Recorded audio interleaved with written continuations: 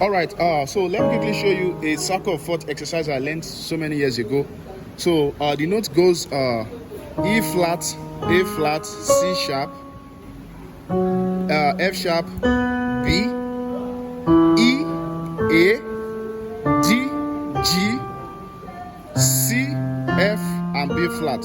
So we have a pa, pa, pa, pa, pa, pa, pa, pa, pa, pa. So we have a E flat, A flat, C sharp, B, F sharp, B, E, A, D, G, C, F, B flat. So we have a pa, pa, pa, pa, pa, pa, pa, pa, pa, pa, pa. So look at the fingers I'm using. Pa, pa, pa. Can you see that? Pa, pa, pa. Watch closely there. Pa, pa. Then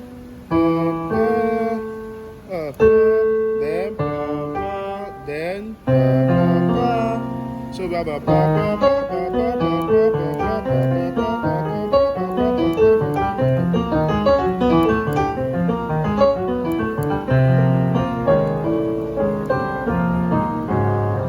so quarter chord. So don't forget, you can always use this as a practice, as a finger exercise. God bless you in Jesus' name. Subscribe.